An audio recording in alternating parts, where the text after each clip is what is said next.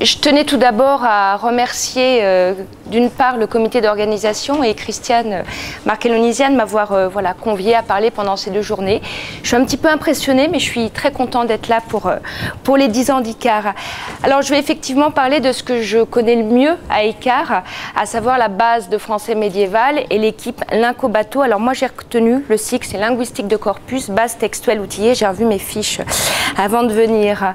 Alors Christiane a parlé de l'historique de la base de français médiéval. Je vais redire simplement quelques petits mots pour resituer un petit peu mon intervention et évoquer ce long parcours tant institutionnel que géographique depuis l'équipe linguistique et informatique à l'ENS de Fontenay-aux-Roses jusqu'à l'équipe Lincobato. Donc la base, effectivement, est née à Fontenay en 89. Bon, l'idée était en germe depuis plusieurs années dans la tête de Christiane, mais elle a vraiment vu le jour en 89. Et puis, au gré des, je dirais, restructurations institutionnelles, elle a migré à partir de 97 dans l'UMR, analyse de corpus, à l'ENS de Fontenay-Saint-Cloud, puis à l'ENS LSH à Lyon. Et enfin, dernière migration, elle est désormais hébergée dans le cadre d'ICAR, plus spécifiquement dans l'équipe ICAR 3 depuis 2003. Alors c'est un parcours auquel j'ai participé assez tôt, tout d'abord comme doctorante et puis de manière un petit peu plus active à partir de 94. Alors tout d'abord comme ATER dans l'équipe ELI, Christiane l'a rappelé, je m'occupais de la gestion de la base de français médiéval. Alors c'était beaucoup plus simple qu'aujourd'hui. Et puis ensuite comme chargée de recherche dans analyse de corpus, d'abord à Saint-Cloud et puis à Lyon jusqu'en 2001. Donc oui, j'étais là au départ de l'école et je fais partie de ceux qui ont essuyé les plâtres, presque au sens propre du terme. Et alors c'était une époque probablement beaucoup d'entre vous n'ont pas connu. On a pu choisir notre bureau. Et alors je ne dirais pas qui a pris les plus grands bureaux, ils se reconnaîtront, mais enfin voilà. Donc voilà, je suis restée 1 an et puis bon, pour des raisons personnelles, je suis partie. Il reste que donc depuis 2001, depuis 12 ans, il y a des projets communs, des collaborations étroites, alors plus ou moins intenses, mais en tout cas continue avec l'équipe de la base de français médiéval, donc avec Céline Guillot, avec Alexis Lavrentière, avec Christiane et aussi avec Serge Eden. Et cette position, je dirais, un pied dedans, un pied dehors, me permet de porter un double regard sur cette base interne parce que j'y ai été liée d'assez près pendant plusieurs années. Et puis un regard extérieur et peut-être plus objectif aujourd'hui parce que même si je suis encore un petit peu liée à certains projets, je suis devenue avant tout une usagère, alors impliquée, pleine d'empathie quand la BFM rencontre des difficultés, mais donc une usagère extérieure et voilà, ça me permet d'avoir un regard, je pense, assez objectif. Et ce qui me frappe, c'est, je dirais, à travers ce parcours institutionnel et géographique assez sinueux, de Fontenay à Saint-Cloud à Lyon, au gré des restructurations institutionnelles, c'est finalement la trajectoire constante de la base depuis maintenant 24 ans. Alors Christiane l'a rappelé, au départ, la base, c'était quelques textes. Alors je crois que tu es un petit peu généreuse quand tu dis 50 textes, Christiane, en 94. Je crois qu'on était en deçà de ce chiffre. Donc des textes qui avaient été échangés, Christiane l'a dit, avec des collègues étrangers ou avec des collègues français, ou bien des textes qu'on ossérisait et qu'on vérifiait ensuite à l'écran. Et puis d'emblée, et ça c'est un point vraiment essentiel, il y a eu un outil qui a été couplé avec la base de texte. Cet outil, Christiane l'a dit, c'était Analysé, qui avait été développé par Pascal Bonnefoy. Alors qui marchait sous DOS, on a vraiment l'impression de repartir dans une époque très lointaine. Donc moi je me souviens très bien qu'on était dans DOS et on tapait C:// Analyser et ça démarrait le programme qui évidemment n'était pas très convivial. Alors c'est un outil qui aujourd'hui peut nous sembler très rudimentaire et qui néanmoins a été extrêmement précurseur à l'époque et qui a permis, Christiane l'a rappelé, que puissent être menées de nombreuses études aussi bien morphosyntaxiques et lexicales. Et je crois qu'en particulier, Christiane, tes premières recherches sur les démonstratifs doivent beaucoup à Analyser. Alors, elles auraient été réalisées, mais elles n'auraient probablement pas eu la forme qu'elles ont eue sans cet outil. Alors, depuis, je trouve qu'il y a une évolution assez spectaculaire qui s'est produite depuis une douzaine d'années avec un développement dans 2 directions. la première, et ces deux directions étant associées, enfin si tant est que deux directions puissent être associées, enfin, donc ça va dans le même sens et que c'est couplé. La première, c'est l'élaboration d'outils d'exploration toujours plus puissants, toujours plus complexes, au sens positif du sens complexe, sous l'impulsion de Serge Eden. Alors, il y a eu tout d'abord l'Explorer, qu'on a un petit peu oublié, enfin moi j'avoue que je l'avais oublié. Il y a eu ensuite Weblex, qui est davantage resté dans les mémoires. Et puis, il y a, alors je ne sais pas exactement, j'allais dire depuis quelques années, je ne sais plus exactement, Serge, tu pourras le dire tout à l'heure, il y a TXM, qui est un outil d'exploration textuelle qui est basé sur la méthodologie textométrique. Christiane en a un petit peu parlé tout à l'heure, je vais en reparler. Et il y a désormais, bon Serge, je crois, était un petit peu seul à Saint-Cloud, enfin, pour développer ces outils. Il y a maintenant toute une équipe. Je pense en particulier à Bénédicte Pincemin et à Mathieu Descordes. Donc ça, c'est le premier aspect, l'élaboration d'outils d'exploration. Et puis, le deuxième développement, c'est l'enrichissement de la BFM. Enrichissement qui se fait depuis plusieurs années à différents niveaux. Tout d'abord, au niveau quantitatif. La BFM aujourd'hui, c'est 75 textes intégraux et j'insiste sur ce point parce que ça n'est pas si fréquent que dans une base, tous les textes soient pris dans leur intégralité. Donc ces 75 textes, ça correspond à 3,3 millions mots. Alors si on formule ça en termes de tokens, donc tokens c'est le mot, sont les mots et les signes de ponctuation, ça nous fait 3,8 millions et très bientôt, Alexis est en train de travailler activement à une nouvelle version de la BFM qui devrait bientôt ouvrir. Bientôt, ce sera donc 4,5 millions de mots avec toujours des textes intégraux. Donc ça, c'est pour l'enrichissement quantitatif. Il y a toujours en train un enrichissement qualitatif qui passe tout d'abord par une diversification des textes. Alors, diversification tout d'abord en ce qui concerne le domaine.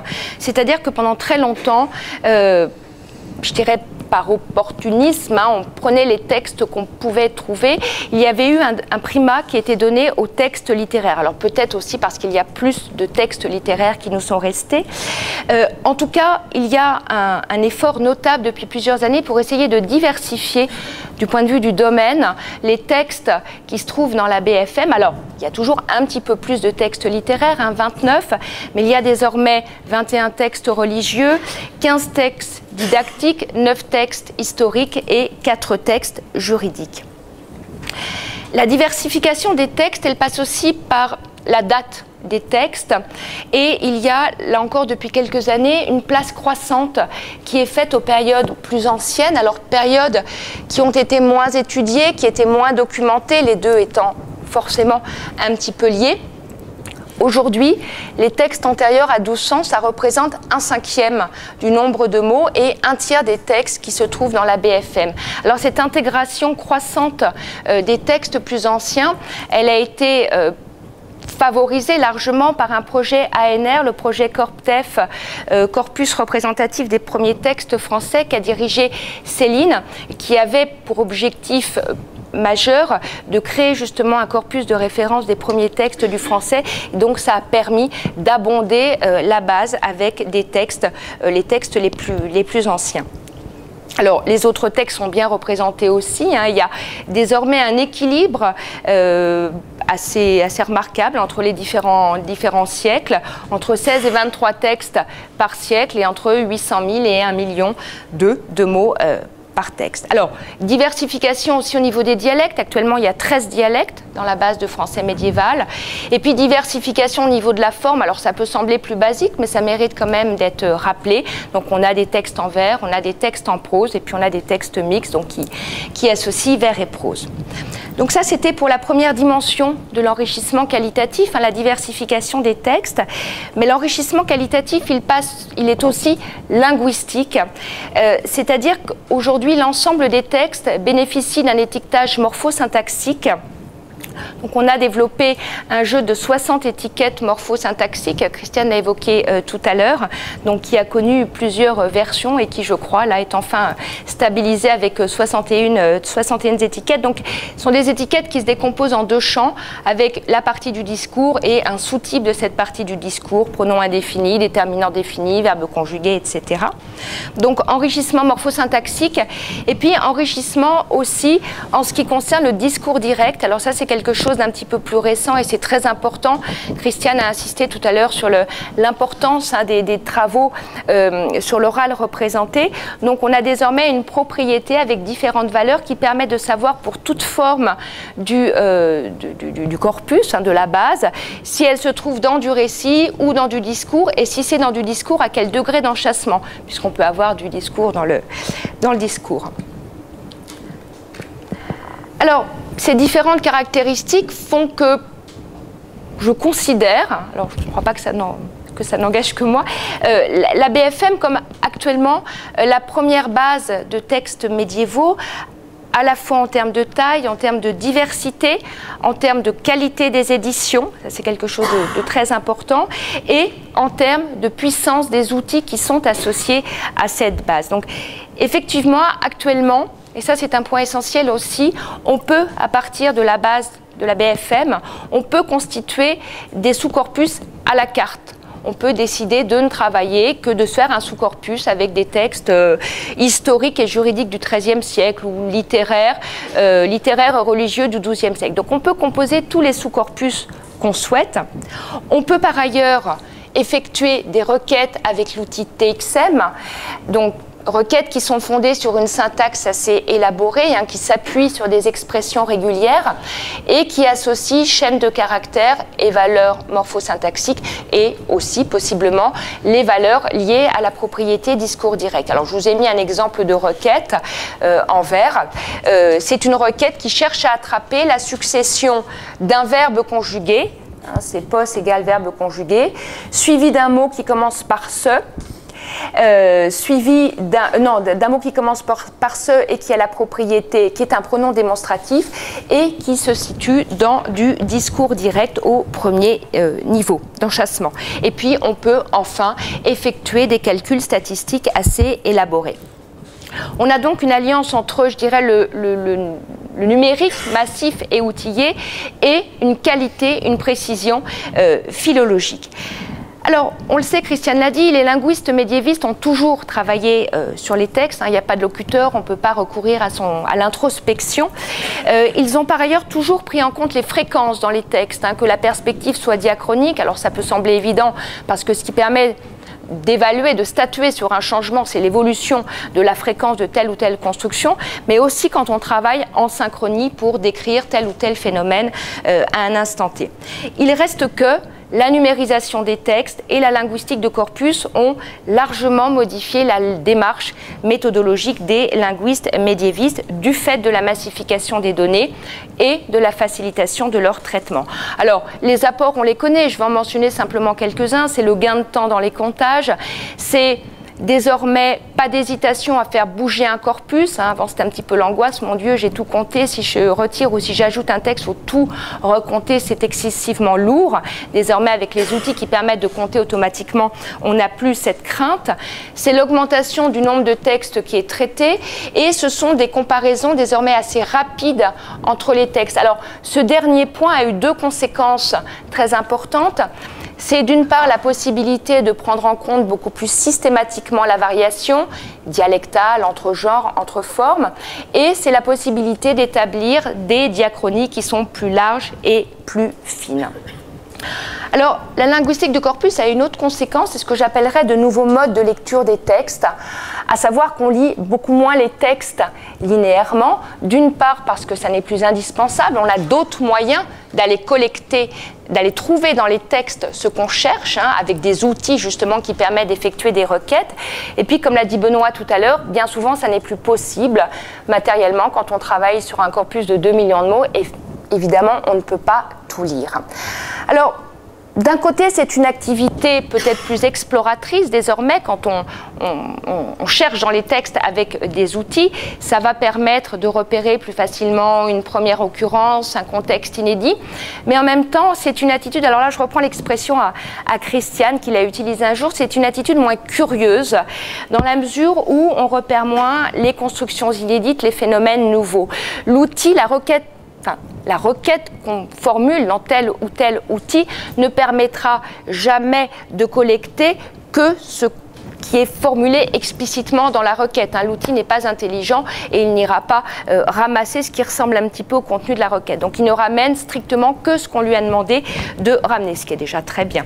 Alors, on lit moins les textes de manière continue et linéaire et on lit de plus en plus, je dirais, les textes par classe d'occurrence, donc des occurrences, qu'elles soient lexicales, morphosyntaxiques, qui sont extraites automatiquement dans un contexte plus ou moins large, et on est du coup passé de ce que j'appellerais une appréhension syntagmatique des textes à une approche paradigmatique qui est typiquement le mode de lecture des concordances.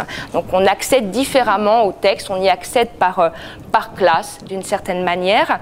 Alors ça a plein d'avantages, hein. Ça permet en particulier de mesurer beaucoup plus facilement l'homogénéité ou au contraire la variation à l'intérieur d'une classe. Alors l'ABFM et l'outil qui lui est associé, TXM, permet en fait d'allier les deux modes de lecture. Quand on effectue une concordance avec TXM, on obtient voilà, la concordance typique avec une lecture plutôt verticale. Alors là, j'ai effectué aucun classement, hein. J'ai laissé les occurrences par ordre d'apparition chronologique dans les textes.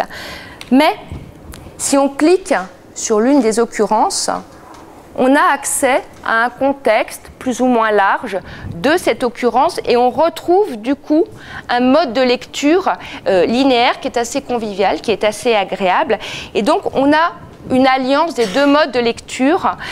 Alors, soyons clairs, hein, je ne suis pas, j'espère qu'il n'y a pas d'éditeur dans la salle, je ne suis pas du tout en train de dire qu'il faut lire désormais les textes dans TXM de manière linéaire. Évidemment, ça ne remplace pas le fait d'aller voir dans les livres, mais on a cette alliance, hein, de cette double lecture verticale et horizontale dans un contexte qui n'est pas trop réduit.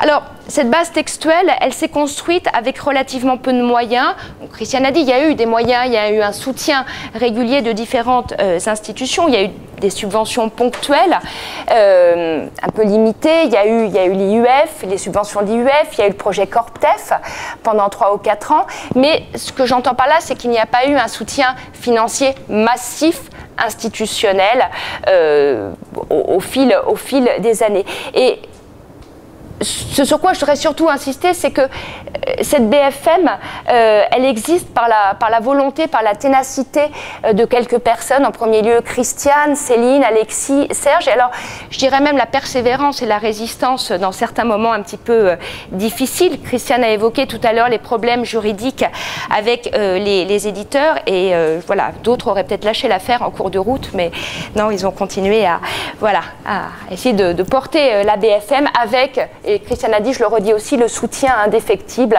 du laboratoire ICAR et de l'ENS. Alors la BFM aujourd'hui, c'est 180 utilisateurs dans 20 pays, de nombreuses études qui s'appuient sur elle, et puis aussi, et je terminerai par là, un certain nombre de projets qui n'existeraient pas sans la BFM. Alors je vais en mentionner deux très rapidement, le projet SRCMF et celui de Grande Grammaire qu'a déjà évoqué Christiane. Alors le projet Syntactic Reference Corpus of Medieval French, c'est un projet ANR-DFG que j'ai co-dirigé avec Arim Stein et qui comprend 15 textes, 260 000 mots qui ont été annotés syntaxiquement, tous, et morphosyntaxiquement. Et le point qui me paraît essentiel ici, c'est que 13 de ces 15 textes proviennent de la base de français médiéval. Alors, évidemment, la notation syntaxique, hein, ouvre, c'est quelque chose d'assez inédit pour le français médiéval, même s'il y a un autre projet qui existe au Canada, mais ça ouvre évidemment de nouvelles perspectives pour l'étude de certains constituants qu'on ne peut pas attraper par des chaînes de caractères, ni même par des étiquettes morphosyntaxiques. Donc voilà, on espère que ce corpus pourra permettre de nouvelles études. Donc le projet doit à la BFM un certain nombre de textes, à la majorité des textes qui le composent, et puis en aval, de manière imminente, ça ne saurait plus tarder, il y a un corpus interrogeable avec le logiciel Tiger Search et le corpus de même que le logiciel étant intégré à la plateforme TXM. Donc voilà, je dirais à ce double égard, hein, aussi bien du point de vue des textes que de la possibilité d'interroger ce corpus, le projet doit beaucoup à la BFM. Alors je terminerai avec simplement 2 mots sur la grande grammaire historique du français. Il y a eu des échanges à ce propos. Donc, 2 mots sur le corpus. 13 millions de mots pour l'ensemble du corpus, 2 millions de mots pour le corpus noyau, celui qui sera exploité de manière intensive. Et sur les 144 textes qui composent l'ensemble de ce corpus, il y en a 65 qui proviennent de la BFM. En fait, tous les textes médiévaux proviennent de la BFM. Et dans le cadre de ce projet, je rappellerai que l'aide de l'équipe Linco Bateau est triple. D'une part, en ce qui concerne la mise à disposition d'un certain nombre de textes de la BFM. D'autre part, par la mise à disposition d'un outil de requête TXM spécialement adapté à ce genre d'usage. Et enfin, par l'adaptation technique et l'intégration de l'ensemble des textes dans cet outil. Et je remercie une fois de plus Alexis du gros travail qui a été effectué pour cela. Voilà, donc Icare a 10 ans. La BFM a 24 ans et je dois dire, et je parle au nom de la communauté des linguistes médiévistes, que la linguistique médiévale, qu'elle soit synchronique ou diachronique, lui doit beaucoup. Voilà, je vous remercie.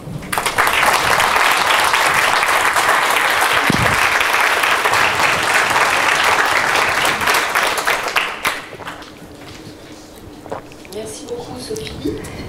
Alors, y a-t-il quelques questions, d'autres demandes, commentaires?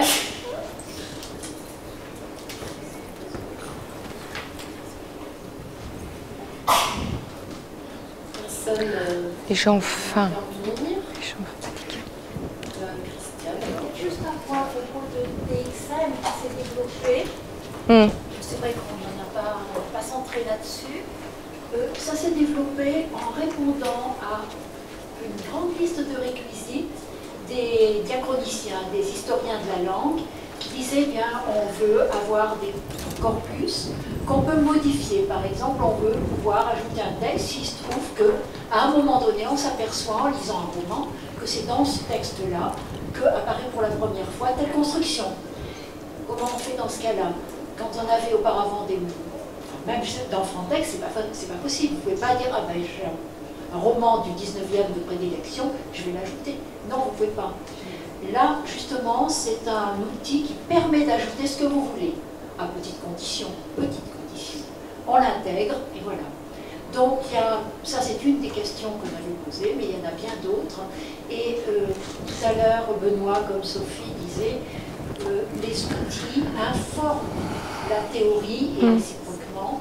Là, on en a des cas et je dois dire que Icare continue à faire ce que l'ENS de Fontenay et différentes équipes avaient déjà fait, et Simple aussi. C'est cette interaction entre, je vais vite, je dis l'informatique, la linguistique. Si on n'a pas les deux, on est orphelin maintenant, on ne peut plus travailler bien. Mais là, Icare continue à cela, je pense que c'est vraiment une de ses plus grandes caractéristiques. Et je pense que pour l'oral, ça doit être la même chose. On est bien d'accord. Merci Christiane. Est-ce qu'il y a d'autres commentaires ou rapports? C'est bon. On a faim. Oui, je suis fatiguée. Ce que disait Sophie sur les changements de mode de lecture, c'est extrêmement important. C'est-à-dire que les outils, les données, il y a une interaction effectivement dans la constitution des données en fonction de ce que peut faire l'outil et changements des outils, etc. Mais il y a aussi tous les changements d'usage et les changements de rapport à l'objet. Et c'est vrai, il y a des nouveaux modes de lecture.